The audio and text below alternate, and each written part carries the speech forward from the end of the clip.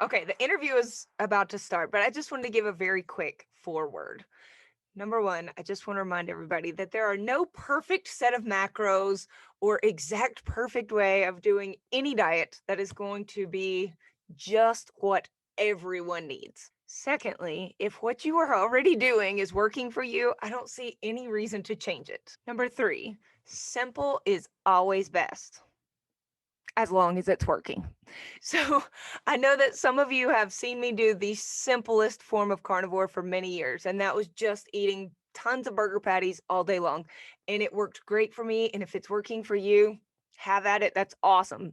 I had no reason to change, except I just kept seeing that it really wasn't working for a select portion of the carnivore population.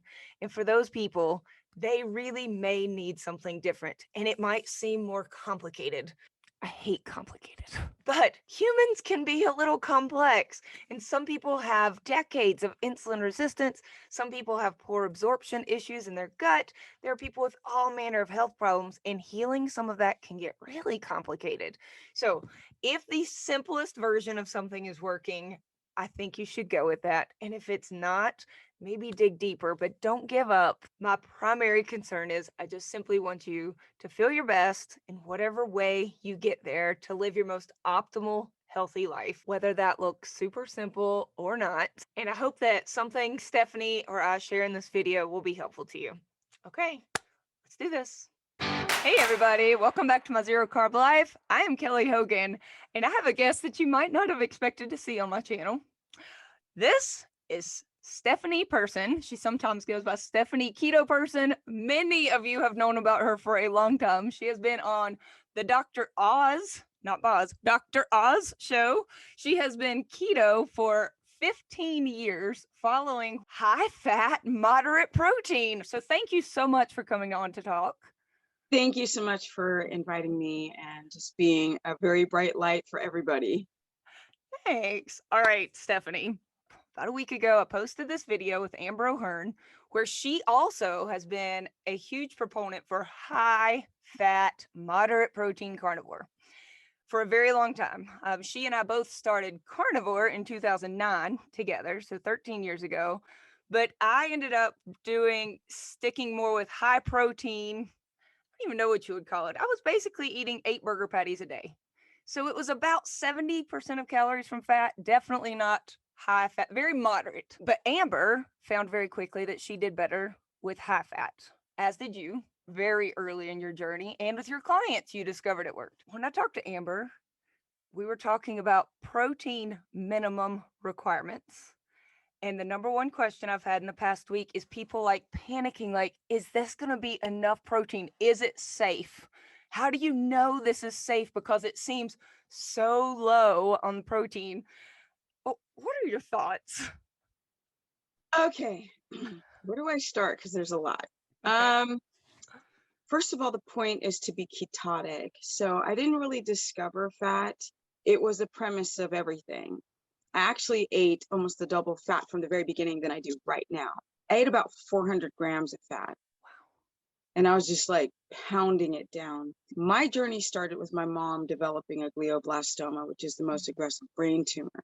So I heard about the ketogenic diet years ago, but I didn't know anything about it. All I knew is that epileptic patients did well on it and that it could stop cancer. That's all I knew. So the premise of me starting is a lot different than most people. I had no health issues that I was aware of at the time. This was all from my mom.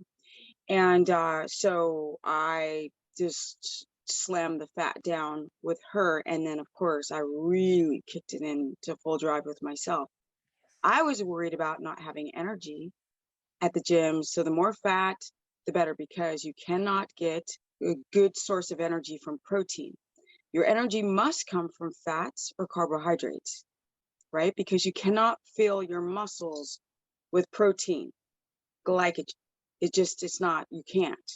So you're going to be running on low energy. And what happens is, and maybe what has happened with you and other people, is that you tap into your adrenal system to get energy. So a lot of people can say, well, I've been doing this diet or whatever diet, and they're like, oh, I feel great. And so they won't understand the macro breakdown and understand that you actually can go into your adrenal system go into a process called gluconeogenesis and get energy from it. So when it comes to the macros, what I've learned, not only scientifically, but pretty much mainly through clients, the macronutrient breakdown of how do you get yourself into a state of ketosis so your body runs on fat. So when you're saying like, well, what about your muscles? Mm. What do you do? And I have to kind of go backwards a little bit and go, well, we're trying to reach ketosis. That's the goal. Well, basically, how this works is that you first have to get your body to develop the enzymes to even break down ketones. You Okay. have to get your body into a homeostatic balance because stress creates high blood sugar. High Yes. blood sugar blunts your keto adaptation or the ability to use uptake viable ketones. Okay. And so if your blood glucose is high, or if your ketones are suppressed, or your ketones are too high, you'll see it on the glucometer. So I started working with people years and years and years ago after listening to Jeff Volek and Steve Finney on ketones. And I did the ultimate test with as many people using glucometers the entire time. So you won't get that from most of the doctors today. Yeah. That is something that I've been doing religiously with people. So it's all just this guesstimation. What is keto? What does it feel like to be in ketosis to where you're eating high fat? And how are you supposed to feel? And how is the mechanisms behind it to get into ketosis? So you eat high fat. And when I start working with clients and their fat was too low, then their hypoglycemia persisted. Mm.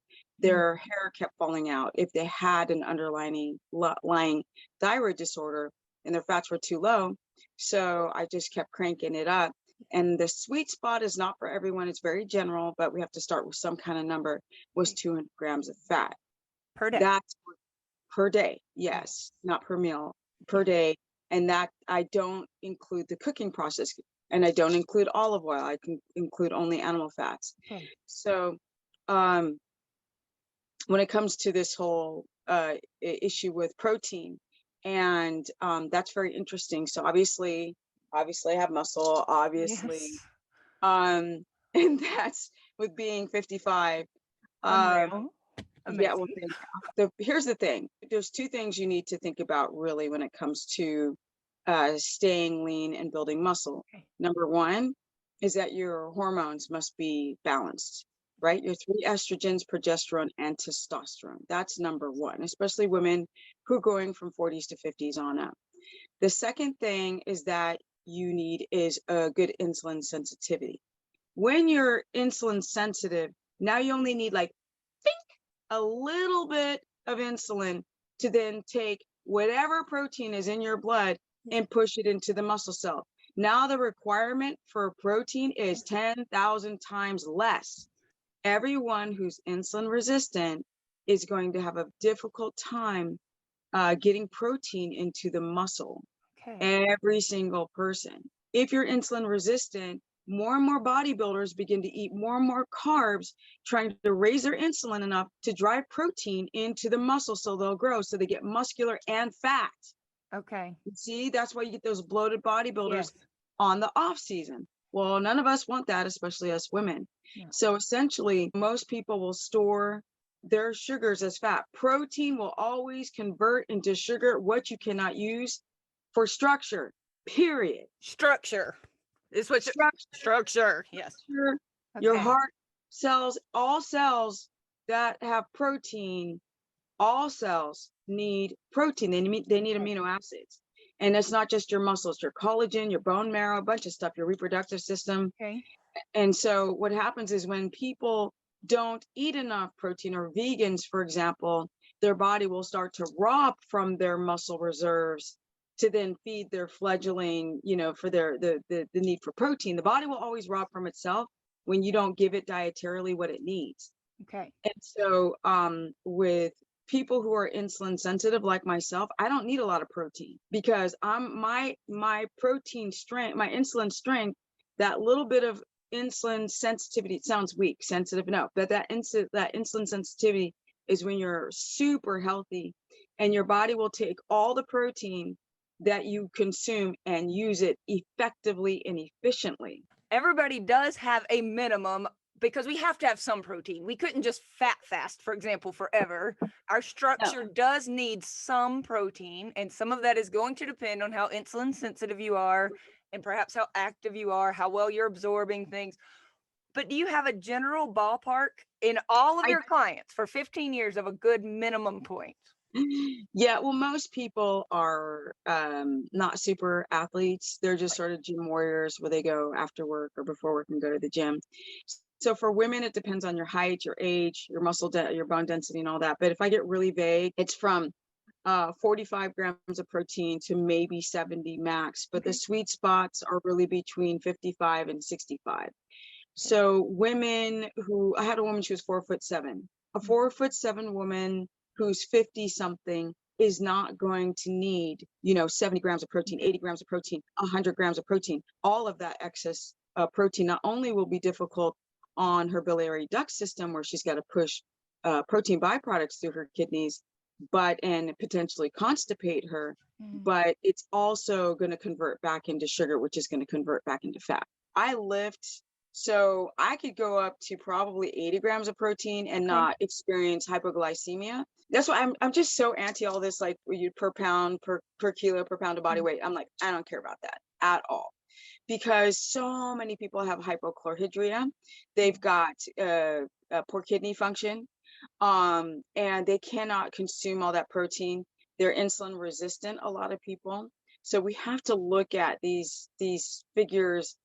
It can be around what they're saying, but Mhm. it can be so off if you have low stomach acid, which would mean your protein would have to go down even further. Or let's say if they're telling you that you should go to 68 grams of protein, Okay. but really you can only consume 55 grams of protein because of hypochlorhydria. And so you're saying that no matter what a math problem says, if you check your own glucose and your own glucose is spiking up at this 71 grams of protein, then that was wrong because you need less than that. This, what you said was perfect. This was great. If you use a glucometer, right, and you can Mhm. really test how you feel. Years ago, I would talk about not eating too much protein. This is way before carnivore became trendy, period. And because keto people started eating a lot of protein. And I was like, what about the science of ketosis? I guess, where your body uses fat as fuel. But if you actually break it down, if your blood sugar, with all the people that I work with, when your blood sugar is too high, why would it use ketones? Right. If your blood sugar is still high, like you've eaten carbohydrates, which why is your blood sugar in the 90s if you haven't had any starches or sugars? So then you've got to go, well, what's going on? So yes, eating protein, I'm telling you, go eat like 2 pounds of beef and watch your blood sugar. And I really do believe that everybody's threshold seems to be a little different in as far as how they handle protein. And I Yes, am one of those that really, I mean, on a CGM, I could stay at like 85 around the clock. there are people that can tolerate higher amounts of protein. That is correct. And there are people who cannot. That part you are 100% correct. If you're insulin resistant, then Yeah. that protein is not going to be able to get into the cells because the insulin is not functioning properly. It's not signaling the cells properly. Yes. Properly. This is what every doctor says, and everybody still walks away confused. Yes. So a person who is insulin sensitive is going to utilize their protein in a really different way than someone who's really insulin resistant. And I think this is partly why people have such different ideas about protein needs. Stephanie, when I looked online, I was thinking, gosh, I've heard her say like 45 to 65 grams of protein per day is enough for most women. Thought that seems so low. So I decided to look online at what does the average person eat?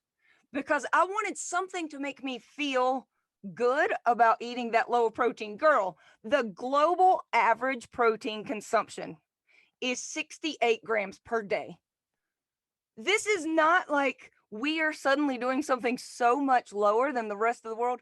I would say that eat the amount of protein that your body can utilize Yes. and your hormones can deal with, and Okay. have enough stomach acid. If I'm gonna make this super simple, that if you don't have enough protease or pepsin or caloric acids in your stomach, you're not gonna break down high amounts of protein. So that plays a huge role. The other thing is if you are insulin resistant, you're not going to drive protein because people do not know that insulin also drives protein into the muscle so your body can use amino acids. If all of those systems are failing, or if your kidneys, if you're Mhm. chronically dehydrated and your kidneys cannot deal with the high volume of protein waste products, then you're going to have to go lower. And so Okay. you are correct. Typically in the standard American diet world of carbohydrates, the amount of protein that we would consume at a restaurant, they put about 4 ounces on the Yes. plate. In a standard American diet of the world, yes, people ate lower amounts of protein and still they grew muscle. Yeah, I had no clue. I thought, oh my gosh, Stephanie is doing something off the charts. No, this is the amount of protein that most humans have always consumed. All right, you typically eat like 3 meals per day. Is that usually right? Nah, I eat all day long pretty much, like, but it's small amounts, right? So I have a local butcher that sells pork belly. He grows his own pigs, he's got his own pasture pigs. And so he's always got like hunks of pork belly, and I'm like, Mm. can you just cut this into bacon strips? And it's between 85 to about 97% fat Yes. on these strips of pork belly. And I'll just go and plop plop in my mouth. Sometimes I'll do that as a pre-workout. What do you think is the most ounces of meat that you would typically eat at a time? Just maybe three or four? 3 or 4. Yeah. It's like the only time I think that I might eat more is when I'm at a restaurant and they give me Okay. more, Yeah. because I don't care. If I'm at somebody's house and they put a huge slab of meat on my plate, I'm not even gonna blink. I'll just eat it. I've That's been cool. doing mini meals, about 4 ounces. Let's say 3 to 4, but it's mostly four, with a large amount of fat, like fat trimmings. I started off with butter, Stephanie. I was doing so much butter, but I found that I was getting a little acid refluxy feeling in my throat, and it went away when I switched to just animal fat. So That's probably histamine. that's what I'm thinking too. And my sleep is better without the butter. Yeah. Yeah.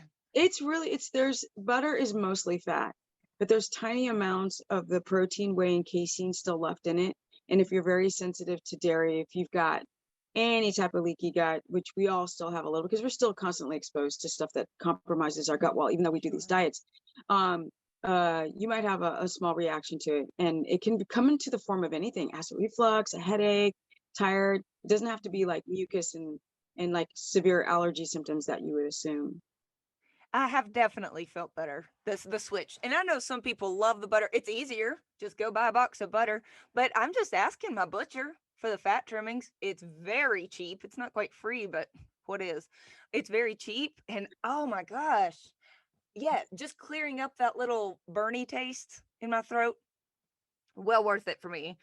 All right. So, Stephanie, I know that you have done carnivore exclusively for yourself for a while, and you also feel like it is perfectly not just fine for you, but you even feel great adding back some avocado or broccoli or Well, some that's for the plants. electrolytes. That was for the electrolytes and also to develop N methyltransferase and diamine oxidase. So that's why I did it. Okay. For somebody out there, maybe like myself, who had really bad IBS and felt so much better, you know, that relief that you hear from people sometimes when they cut out all those plants and I'm just going to eat animal products. Let's say you get a client like myself who's like, Stephanie, I ain't doing it. I'm not going to eat any plants. What would in your vision the perfect carnivore diet look like for you? Make it a ketotic version of carnivore where you can run on ketones because again, that protein, the high amounts of protein can be problematic for your electrolyte Okay. imbalances. If you don't know you're chronically dehydrated and you're consuming tons of protein, there are waste products called purines, and they're going to have to go and be filtered through the kidneys. And so a lot of people developing back pain and weird pains they didn't realize. So there's that. Well, I'm super against fiber because you don't need fiber to poop, which is correct. But you might need a matrix of some kind to have if you need to heal the gut wall at some point, you're going to have to introduce some, even if it's soil based probiotics into your system. The thing that might help is to eat fish bones that might have a matrix. A lot of us have been eating sardines with the bones included. Is that That's fine. is that what you're saying partly is like the Mhm. matrix would be included in that?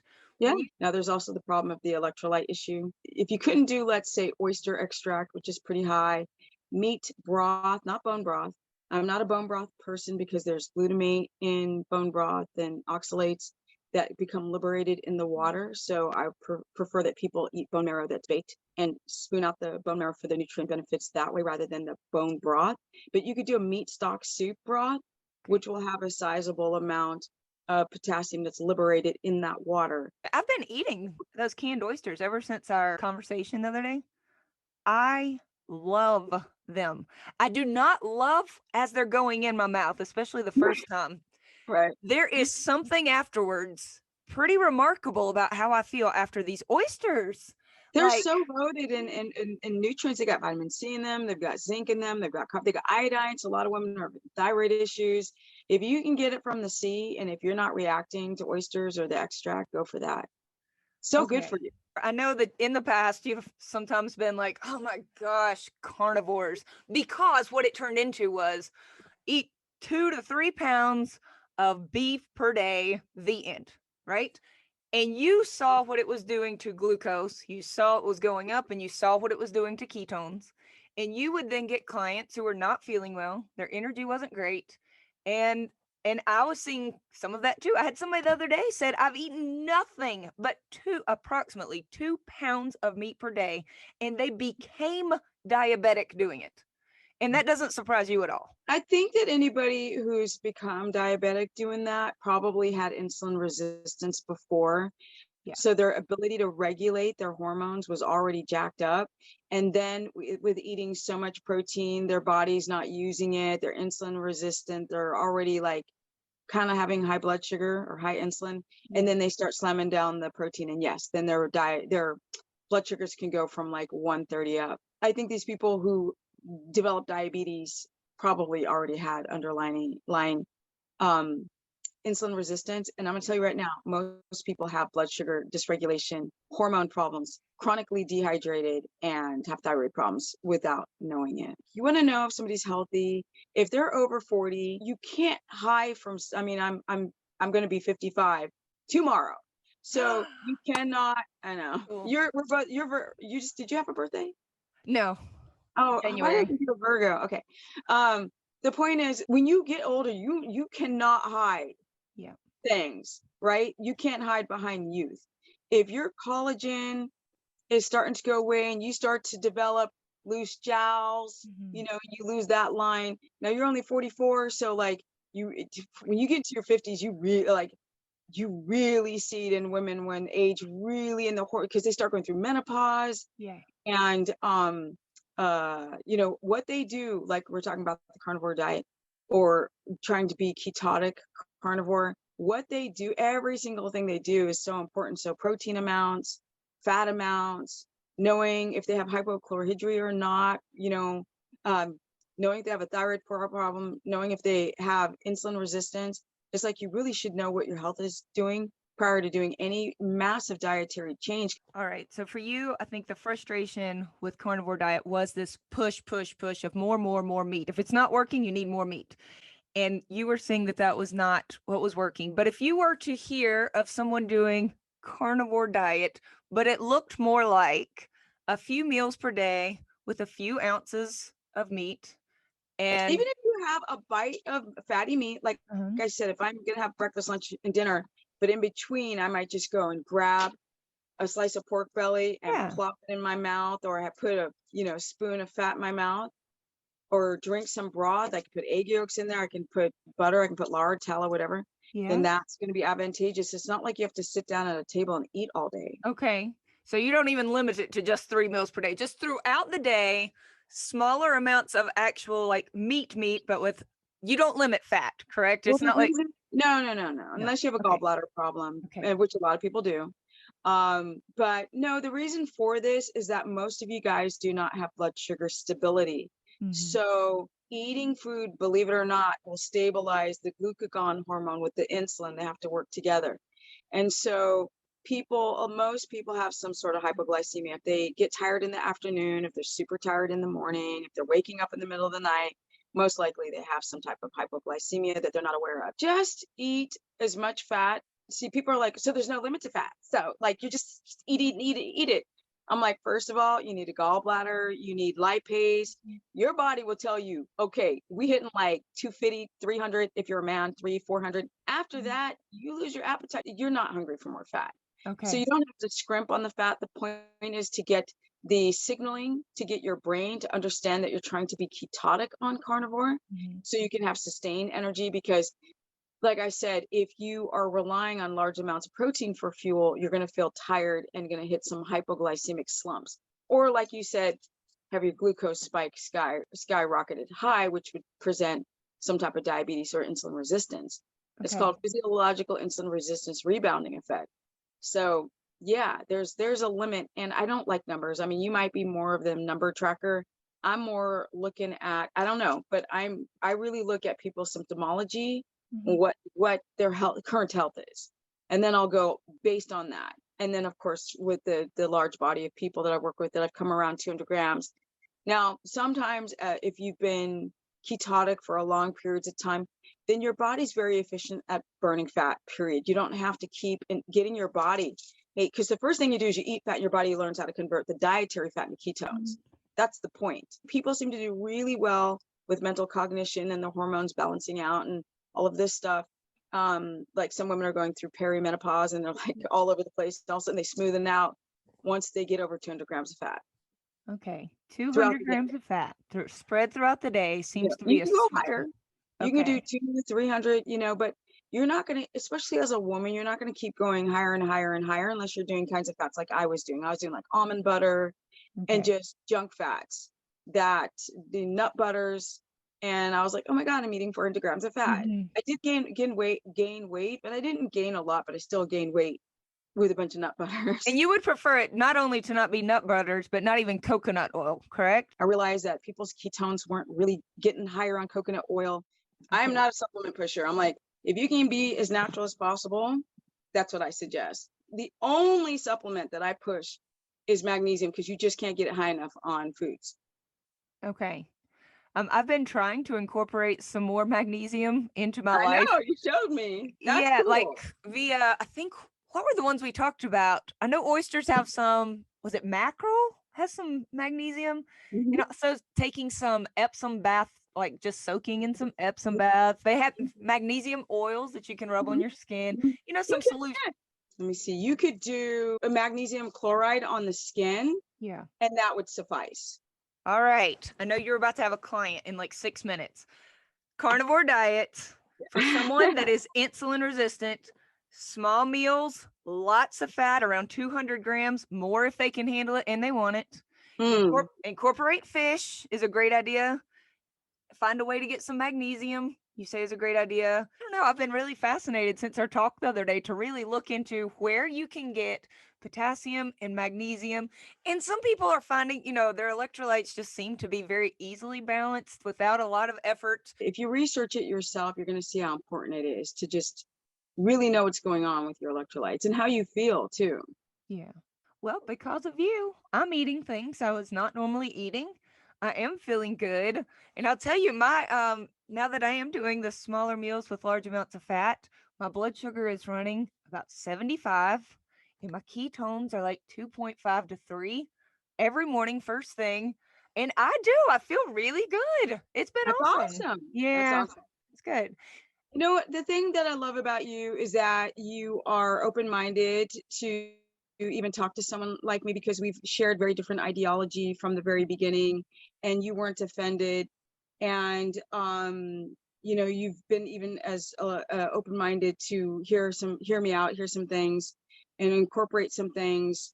And I just think that's awesome. And the fact that you decided to up your fat and trying to teach people to lower the protein, that they don't have to consume so much protein, is also admirable. So I really, really, really like that you're doing that. It doesn't matter that we don't share the same ideology on everything, but you are definitely getting people to wake up to better health.